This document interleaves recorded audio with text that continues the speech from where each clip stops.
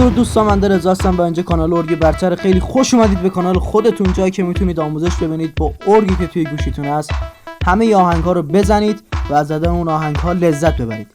قبل از اینکه بریم کلا آموزش این آهنگ زیبا رو بهتون یاد بدم، ممنون میشم لایک کنید، سابسکرایب کنید و اگه دوست داشتید ویدیویی آپلود کردم شما نگاه کنید، زنگوله بغلش رو هم فعال کنید.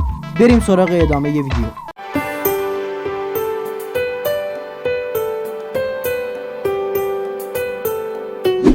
خب دوستان، این یه آهنگ محلی، آهنگ کردی، آهنگ زیبا که اصلا هر کی میشنوه یا میبینیم عشق میکنیم. مثلا دوست داریم این آهنگ رو بزنیم و از زدنش لذت کافی رو ببریم.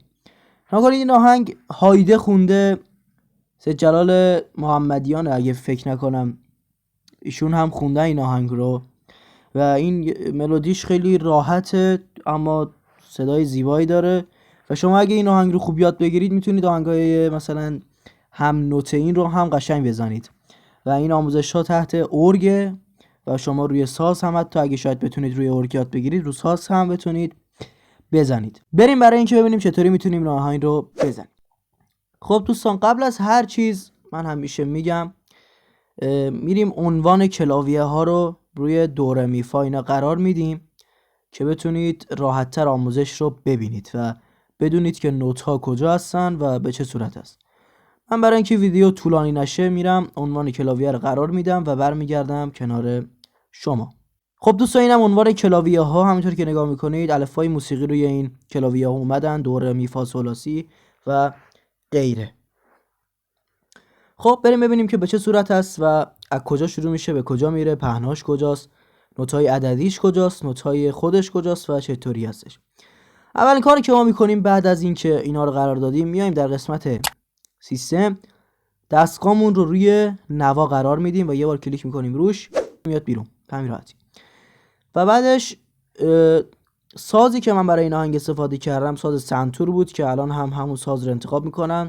کیبورد ست دو رو میزنید، سنتور رو انتخاب میکنید، این ساز پایینیش رو هم میزنید. اگه نمیدونید چطوری میتونید این ساز رو با این ساز میکس کنید، من قبلا آموزش هایش رو دادم، میتونید برید نگاه کنید. یه دمو میشنویم.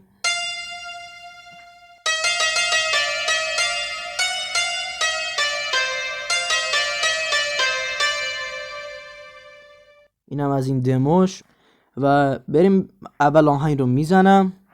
بعد از اینکه آهنگ رو زدم به شما میگم که به چه صورت هستش. بریم برای زدن آهنگ.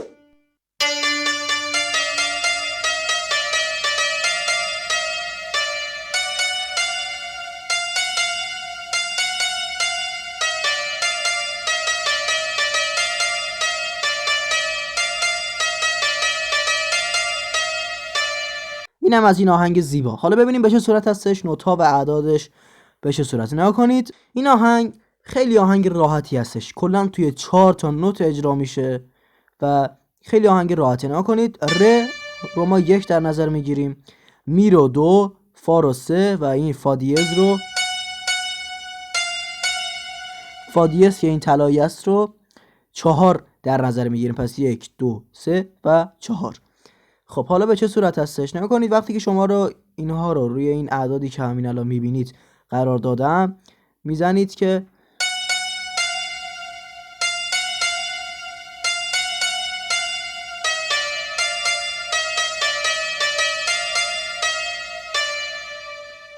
میشه اینجوری هستش. پس به این صورت شما میزنید. برای اینکه من الان زیاد نوت‌های عددی رو نمیتونم بگم چون از قبل آماده نکردم و اینکه هر روز اگه بخوام ویدیو بذارم باید به صورت سریع درست کنم چون هم مدارس هستش، اینور هم گرفتاری های زیادی است که اگه شما لایک و سابسکرایب کنید مطمئن باشید همه اینها رو کنار میزنم و فقط پی آموزش دادن به شما وای میستم. خب دیدیم که در 4 تا نوت کلا این آهنگ یا 4 تا عدد 1 2 3 4 که همون 3 تا میشه که اما دیز خودش جزء فا اما ما اون رو 4 حساب میکنیم. برای اینکه شما به صورت نوتی هم یاد بگیرید، من هم به صورت نوت نوشتم در دیسکریپشن، هم به صورت اعداد نوشتم.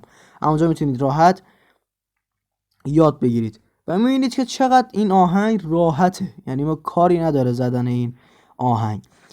اینم که میبینید الان خاموشش کردم اینو که اگه روشن باشه، اگه ما بخوایم این ریتم رو عوض کنیم، اگه این روشن باشه بخوایم ریتم رو عوض کنیم، اون ساز عوض میشه. که این یه نکته بود.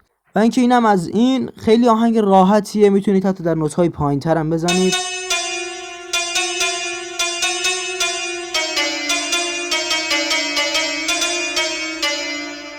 الان فقط باید دست و انگشتان شما را بیفته که به این صورت راحت‌تر میتونید بزنید. خب خیلی ممنونم از شما که این ویدیو رو تا اینجا نگاه کردید. از نگاه تک تکتون متشکرم. تو این ماه مبارک امیدوارم که دعا کنید و سرشار از مهر و محبت باشید. امیدوارم یاد بگیرید و به سوی بی‌نهایت پرواز کنید. خیلی ممنون که تا اینجا ویدیو رو نگاه کردید. یا علی، خدا نگهدار.